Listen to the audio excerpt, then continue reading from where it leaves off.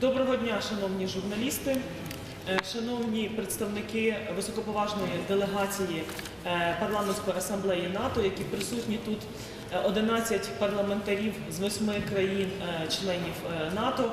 Впродовж цих 2 днів в рамках нашої засідання Міжпарламентської ради Україна-НАТО, яке вперше проводиться у Дніпрі, ми обговорили ряд надзвичайно важливих питань, зокрема, як посилити безпеку і обороноздатність України, як продовжувати Україні надалі реформувати свій сектор оборони і безпеки, посилити співпрацю із НАТО. Обговорили також ситуацію на сході України і в Криму.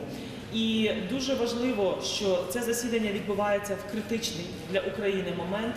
Росія продовжує незаконну окупацію частини території України і активно підтримує озброєних бойовиків, кричуще порушуючи міжнародні зобов'язання, які вона на себе взяла. Міжпарламентська рада Україна-НАТО підтвердила свою повну і непохитну підтримку суверенітету і територіальної цілісності України в рамках міжнародно визнаних кордонів. Міжпарламентська рада всебічно обговорила безпекову ситуацію в Україні. Під час цих 2 днів відбулися зустрічі з представниками місцевої влади, командуванням Збройних сил України, Служби безпеки, дислокованих в зоні конфлікту, з волонтерами, громадськими активістами, міжнародними гуманітарними організаціями, які здійснюють свою діяльність тут в регіоні. Члени Міжпарламентської ради також відвідали місцеву лікарню, де проходять лікування українських військовослужбовців. В рамках усіх зустрічей наголошувалося, що безпекова ситуація в Україні, зокрема на Сході, залишається нестабільною, тривають порушення режиму припинення вогню і постійні намагання підтримуваних Росією бойовиків зруйнувати нещодавно схвалене рішення про відведення сил з цих територій, перешкоджання ними діяльності спеціальної моніторингової місії ОБСЄ в Україні. Ми багато звертали уваги про те, як покращити ефективність спеціальної моніторингової місії, для того, щоб саме спостереження відбувалося впродовж 24 годин, обговорювали питання, як збільшити присутність ОБСЄ, спеціальної моніторингової місії на окупованих територіях, а також відповідно до мандату в Криму. Особливу стурбованість членів Міжпарламентської ради викликає гуманітарна ситуація на території, яка перебуває під контролем проросійських бойовиків, а також відсутність прогресу у звільненні українських заручників, які незаконно отримуються в Росії і на територіях, що тимчасово є окупованими і під контролем проросійських бойовиків. Ми звернулися також із засудженням в найжорсткіших термінах триваючої незаконної окупації Росією Криму, грубі порушення прав людини, кримських татар, також останні вибори до Держдуми, які фактично є нелегітимними, зважаючи на їх проведення в Криму, а також засудження рішення Російської Федерації їхнім судом щодо визнання і щодо заборони меджлісу. Як парламентський аналог Комісії Україна-НАТО, Міжпарламентська рада є таким важливим форумом, на якому члени парламентів мають змогу здійснювати контроль і підтримку цілей співробітництва Україна-НАТО. Ми підтримуємо схвалення лідерами членів Альянсу на саміті у Варшаві в липні 2016 року комплексного пакету допомоги для реформування оборонного сектору і наглядаємо за процесом його втілення в життя. Ми також вітаємо прагнення України приєднатися до програми посилених можливостей для партнерів НАТО. У цій програмі участь України стане свідченням більшого визнання внеску України в операції НАТО і надаватиме більше можливостей для досягнення взаємосумісності. Також із представником Офісу НАТО в Україні Олександром Вінниковим ми проговорювали стан реформування сектору безпеки і оборони, підготовку законодавства для того, щоб підвищити в Україні і запровадити цивільний і парламентський контроль над Міністерством оборони і зробити ті кроки, які Україна взяла на себе до 2020 року, серед яких один з них – це забезпечення цивільного міністра оборони. І, зокрема, також участь в цій взяли наші парламентарі, які представляють різні фракції, які є представниками із Донецька, з Луганська, представниками з Запоріжжя. І присутня також Ірина Фриз, яка є головою нашої парламентської асамблеї України в НАТО, парламентській асамблеї.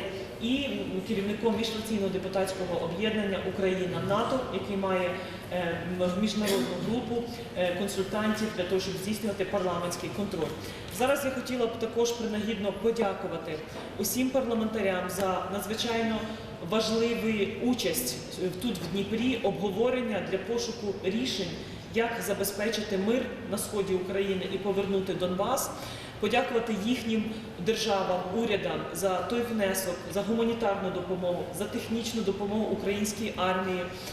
Тут, зокрема, представники і лікарні дякували за медичну допомогу всім присутнім тут, оскільки боротьба України триває і нам надзвичайно важливим є міжнародна допомога України. І зараз я хотіла б надати слово також Сфері Міллі, який є керівником якраз делегації нашої міжпарламентської ради Україна-НАТО, для того, щоб він також зробив деякі підсумки. Будь ласка. Thank you so much. Дуже дякую. My name is Sverre Myrli. I'm a member of Parliament of Norway and a vice president of the NATO Parliamentary Assembly. Моє ім'я Сфера Мірлі, я депутат Норвезького парламенту, а також віце-президент Парламентської Асамблеї НАТО. I'm also acting as the co-chair of the Ukraine-NATO Interparliamentary Council for this meeting in Dnipro. Я також є виконуючим обов'язки співголови спільного міжпарламентського комітету Україна-НАТО на цьому засіданні.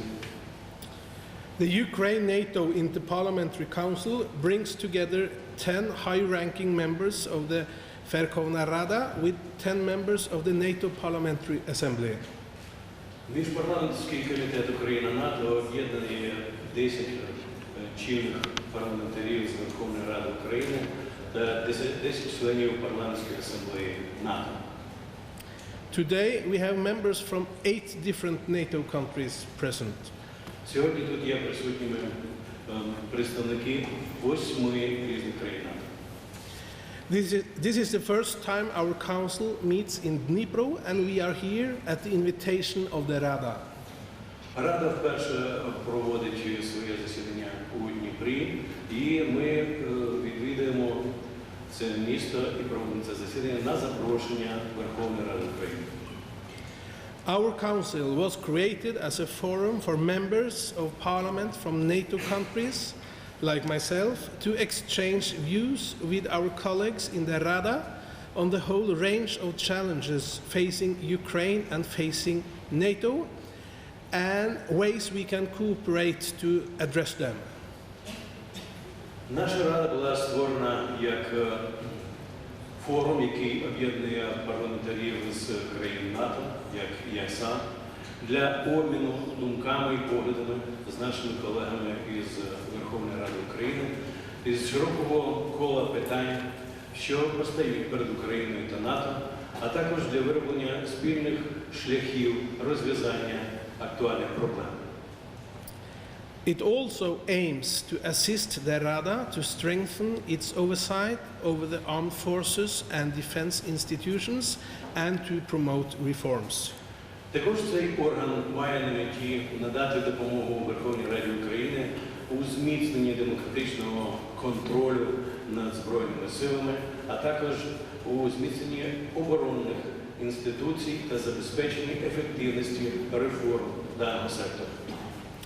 Needless to say, this council has taken on renewed importance since the illegal annexation of Crimea in March 2014. Вочевидь, робота цього органу набула особливого відновленого значення з того часу, як відбулася незаконна анексія Криму у березні 2014 року. The Ukraine-NATO Interparliamentary Council serves as a visible symbol of our solidarity with Ukraine, as well as a useful venue for members of the Rada to keep us informed of developments. Міжпарламентська Рада НАТО України – це наявний приклад прояву нашої солідарності з Україною, а також корисний інструмент для парламентарів Верховної Ради для того, щоб інформувати нас про ситуацію та події, що відбуваються в цій країні. Let me underline, we are a parliamentary body, and as such, we are independent from the NATO structure. Хочу наголосити на тому, що ми є парламентським органом і як такий, цей орган є незалежним і окремим від самої організації НАТО. So I do not speak on behalf of NATO, I speak on behalf of the NATO Parliamentary Assembly. Відтак, я виступаю тут не від імені НАТО, я виступаю від імені Парламентської Асамблеї НАТО. We are here to provide you on behalf of the NATO Parliamentary Assembly an overview of the discussions we had over the past 2 days. І ми тут для того, щоб поінформувати вас про ті обговорення і зустрічі, які ми провели впродовж останніх 2 днів. First, we discussed, of course, the ongoing conflict in eastern Ukraine and the prospects for ceasefire and disengagement. Перш за все, ми обговорили поточний конфлікт на сході України, аналізували стан ситуації там, а також перспективи щодо припинення вогню та розведення сторін. This morning, we met with some of the commanders of the Ukrainian armed forces deployed in the conflict zone and paid our respects to soldiers injured in combat. Сьогодні вранці ми провели зустріч із військовими командирами українських збройних сил і формувань, які розгорнуті в зоні конфлікту, а також віддали належне військовослужбовцям України, що зазнали поранень під час бойових дій. We reaffirmed our unwavering support for Ukraine's sovereignty and territorial integrity within its internationally recognized borders. Ми ще раз підтвердили нашу неухильну підтримку суверенітету та територіальної цілісності України в межах міжнародно визнаних кордонів. We called for the full implementation of the Minsk agreements, starting with a full and sustainable ceasefire. Ми закликали до повної реалізації Мінських домовленостей, починаючи з повного та сталого режиму припинення вогню. We welcome the agreement on disengagement while noting that serious challenges remain, notably ongoing obstacles to the full access by the OSCE Special Monitoring Mission. Ми привітали угоду щодо розведення сторін, але водночас відзначили, що на цьому шляху залишаються ще серйозні виклики і проблеми, зокрема, неповний доступ спеціальної моніторингової місії ОБСЄ до відповідних територій, які вони повинні інспектувати. Second, our colleagues from the Rada provided a detailed update on political, economic and defense and security sector reforms. По-друге, наші колеги з Верховної Ради надали нам повну інформацію щодо стану політичних, економічних, оборонних та безпекових реформ в Україні. We welcome the progress achieved, but also agreed that further efforts are needed, particularly in the fight against corruption. Ми привітали той поступ, який, вочевидь, зробила Україна на цьому шляху, але також погодилися, що необхідно докласти додаткових зусиль, особливо у галузі боротьби з корупцією. All these reforms are essential first to address the Ukrainian citizens' demands and expectations, but also for laying the foundations of a strong, democratic and prosperous Ukraine for the future. Усі ці реформи мають засадниче значення, перш за все, для того, щоб відповідати вимогам і очікуванням українських громадян, але також для того, щоб створити надійну основу для побудови сильної, демократичної і економічно процвітаючої України у майбутньому. Third, we reviewed the decisions taken by NATO heads of state and government in Warsaw in July this year to intensify cooperation with Ukraine with the adoption of a comprehensive assistance package. По-третє, ми переглянули рішення, що були ухвалені на саміті НАТО в Варшаві в липні цього року на рівні глав держав та урядів країн НАТО задля того, щоб посилити співпрацю з Україною. І на цьому саміті також з цією метою було прийнято комплексний пакет допомоги для України. This package will further support the much-needed reform of Ukraine's defense institutions and armed forces. Цей пакет надасть подальшу підтримку необхідним реформам в Україні в секторі безпеки та оборони. Finally, we'll end our program tomorrow by meeting with representatives of civil society and students of Dnipro University.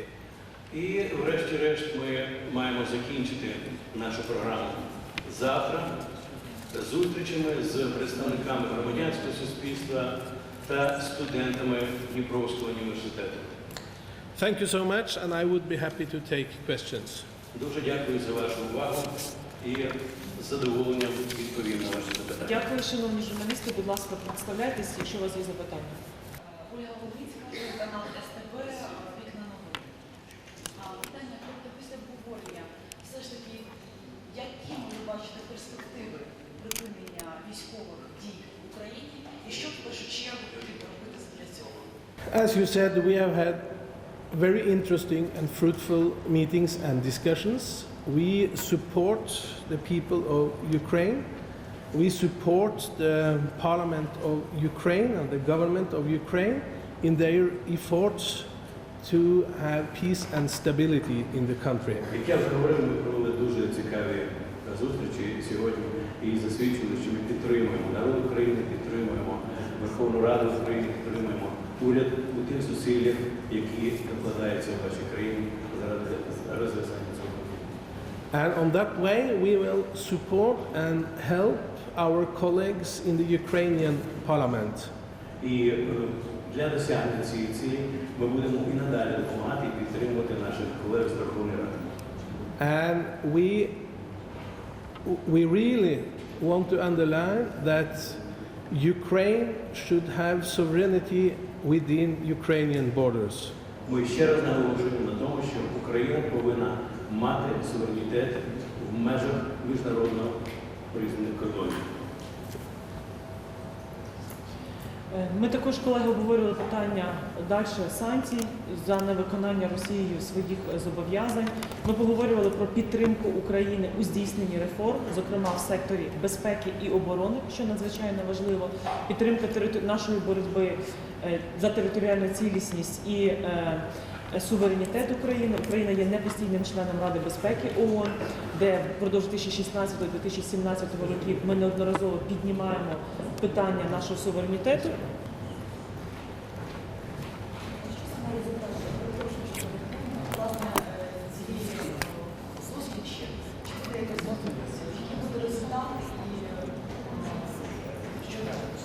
What will be the actual, tangible result of this meeting?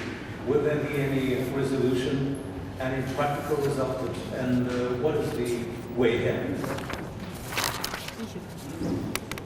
Yes, as always, when we have these meetings, normally twice a year, we present a statement, and that statement is also handed out today.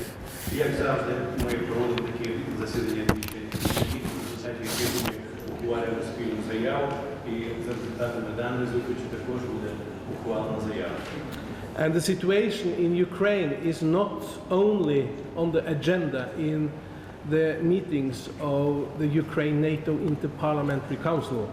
Питання України стоїть на порядку денному не лише Парламентської Асамблеї НАТО та Міжпарламентського комітету НАТО України. We pay a lot of attention to the situation in Ukraine in our meetings in the entire assembly. Ми приділяємо велику увагу питанням України на наших засіданнях і на вищих it's a very serious situation with the annexation of Crimea and eastern parts of Ukraine. Ситуація дуже серйозна з анексією Криму і з тим, що відбувається на сході України.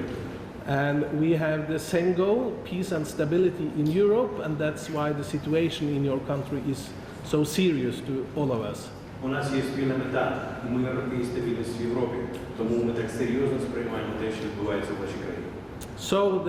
So the answer to your question is yes, we will continuously work with these questions, and we'll always support the Ukrainian parliamentarians in their efforts to create peace and stability. Відповідаючи на ваше питання, можу сказати, що ми будемо і надалі надавати допомогу і підтримку нашим колегам з Верховної Ради, і ця робота буде продовжуватися. І що дуже такого практичного, я розумію, що журналістів завжди цікавить, які конкретні результати, але тут надзвичайно важливо, щоб Україна продовжувала бути одним з пріоритетів і для парламентарів, які представляють країни НАТО. Зокрема, вчора, коли ми відвідували обласну лікарню, в цій делегації, яка тут присутня, є, зокрема, лікарі, депутати-лікарі, і коли ми обговорювали питання реабілітації, який може бути досвід обміну, зокрема з Туреччини, на підтримку і лікування, далі допомога нашим солдатам. Ми проговорили допомога з Франції, яка була медична щодо обладнання. Тому що всі представники, тут Португалія, ми проговорювали із парламентарем, оскільки майбутній секретар, генеральний секретар ООН, це можливо кандидат з Португалії, наскільки нам важливо нав'яз. Тобто тут в рамках цієї співпраці паралельно проговорюються інші контакти, які ми можемо напрацьовувати для того, щоб на шляху до встановлення миру в Україні парламентська складова допомагала посилювати обороноздатність України і досягати тих цілей, які є. Дуже дякуємо, шановні колеги-журналісти. Your government will support Ukraine in any ways. In which way exactly you will support Ukraine? There are two ways. For the first, the NATO as an alliance will support Ukraine, and the different member countries of NATO, our governments will also support Ukraine on their way to peace and stability. Which is the main part of your co-working? Which is the main part of working between Давайте сделать паузу для перевода. Хорошо? Пожалуйста. Вы запишите, может, а потом я переведу все вместе, чтобы вас не сбивать съемку. Не будет лучше, чтобы мы сразу. Хорошо. Є два способи підтримки України. Перший – це з боку НАТО як міжнародної організації, як альянсу. І друге – на двосторонній основі між Україною та країнами-членами альянсу, в межах якої уряди наших країн надаватимуть допомогу і підтримку Україні. яку саме допомогу та що саме надавати? They want to know what exactly will be done by way of supporting and helping Ukraine. We will help you and support you to try to implement the Minsk agreement and to try to respect the ceasefire. If you want one day to be a member of the alliance, it's up to you. We have said from NATO, we welcome Ukraine as a member country, but it's up to Ukraine and up to the Ukrainian people to have such a decision. It's up to you. Ми будемо допомагати Україні в реалізації домовленостей щодо припинення вогню і у виконанні мінських домовленостей. Що ж до членства України в НАТО, то ми сказали, що ми не заперечуємо проти членства України в НАТО, але вирішити питання, чи має Україна бути членом альянсу чи ні, мають самі українці. Скажіть, пожалуйста, чи буде якась реакція на посилення вогню, що зараз різкого перервання миру в Україні? Will there be any reaction to the current escalation of the hostilities in the east of Ukraine and the violation of ceasefire? No. Yes, we use every opportunity to say that the Russian aggression in the Crimea and in eastern Ukraine is totally unacceptable. And we have a lot of sanctions from the European countries and from the NATO countries to the situation, and we use every opportunity to to condemn the situation. Ми використовуємо кожну наявну можливість для того, щоб звернути увагу на неприпустимість і незаконність дій щодо порушення режиму припинення вогню і щодо ворожих дій по відношенню до України. Як ви знаєте, ми маємо систему санкцій проти Російської Федерації як відповідь на їхні дії щодо України і постійно використовуємо всі можливості для того, щоб звернути увагу на цю проблему.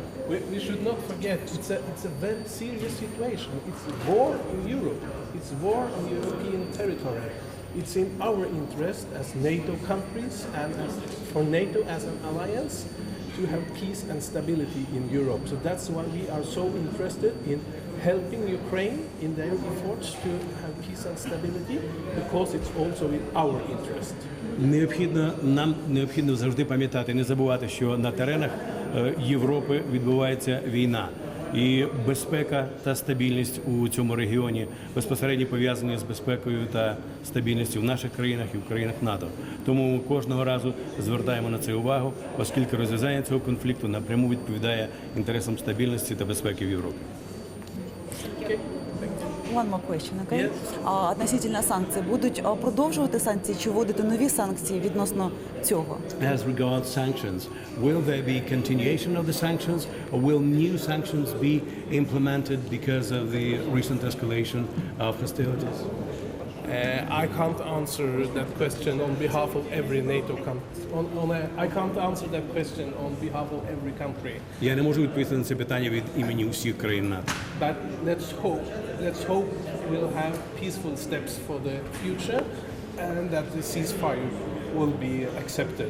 Але ми сподіваємося, що будуть зроблені кроки до мирного врегулювання конфлікту і режим припинення вогню буде виконуватись. If not, we are able to take further steps to the aggressors in the region. Якщо ні, то у нас є можливості зробити наступні кроки по відношенню до агресора в цьому регіоні. You're talking about extra sanctions? Ви говорите про додаткові санкції? If necessary. Якщо необхідно. It's difficult to talk about the future. So, Важко говорити про майбутнє на цьому етапі. but let's hope the ceasefire will be respected and that the violence will end at the time. Але будемо сподіватися, що режим припинення вогню зберігатиметься і насильницькі дії будуть припинені.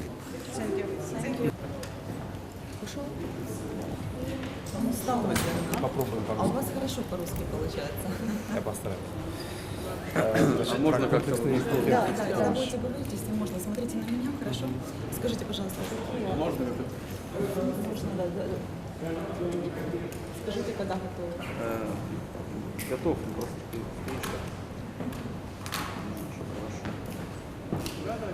То есть хотелось бы услышать, опять же, про какие-то конкретные или договоренности, или вот уже определились шаг, или вот это пакет помощи, что имеется в виду под этим?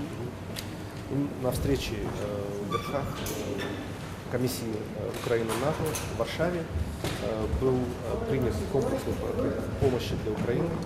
Он включает более 40 инициатив в 13 сферах.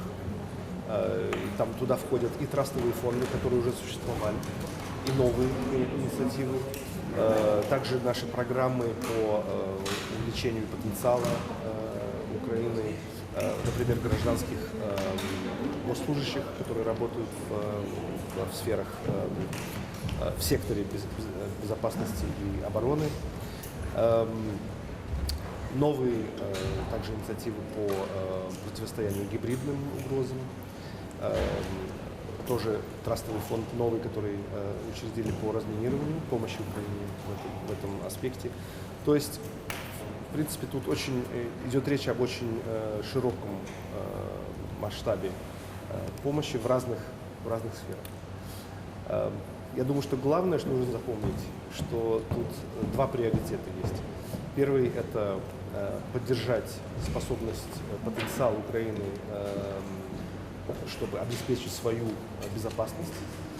И второй – это чтобы помочь Украине реформироваться и модернизироваться по стандартам НАТО. Это то, что руководство вашей страны приняло как цель до конца 2020 года. В стратегическом оборонном бюллетене это прописано, что к этому году все стандарты НАТО в секторе безопасности и обороны должны быть внедрены в Украину. И наша задача – это помочь Украине на этом пути. Подскажите, пожалуйста, вот этот документ, о котором вы говорили, он будет обговариваться на саммите, да? То есть, получается, вы подготовили документ или он еще будет готовиться потом до саммита? Саммит прошел в июле в Варшаве. Его главным результатом в заседании комиссии Украины-НАТО был вот этот комплексный пакет помощи, который разрабатывался заранее. То есть он уже принят, утвержден главами государств и правительств, и теперь он внедряется. То есть его больше статус. Не надо уже обговаривать, да? Он будет как дорожной картой для нашего сотрудничества, потому что он охватывает все сферы нашего сотрудничества. И медицинская реабилитация, и кибербезопасность, и логистика, и коммуникации, и многие другие сферы, например,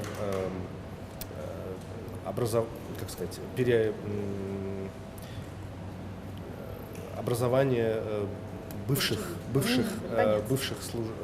военнослужащих, переподготовка бывших военнослужащих для того, чтобы они смогли найти работу в гражданском секторе. Скажите, пожалуйста, что вас больше всего удивило на этой встрече? Может быть, какие-то выступления, может, какие-то новые свежие идеи прозвучали? Можете рассказать? Я дополню, извините, и были какие-то спорные моменты, возможно, очень обсуждаемые?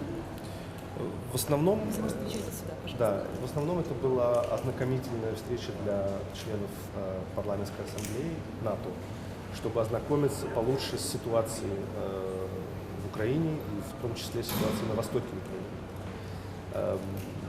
Для этого они получили целый ряд брифингов от военных коллег, которые непосредственно занимаются этими вопросами в зоне АТО, чтобы они лучше поняли, что происходит сегодня.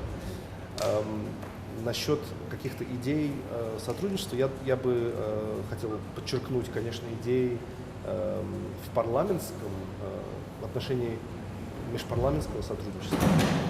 Уже существует много лет очень активный диалог между нашими парламентариями из стран НАТО и членами Верховной Рады. И также представительство НАТО в Украине усиливает свое сотрудничество с Верховной Радой, чтобы помочь парламенту играть свою роль в том, чтобы осуществлять демократический надзор над силами обороны и безопасности.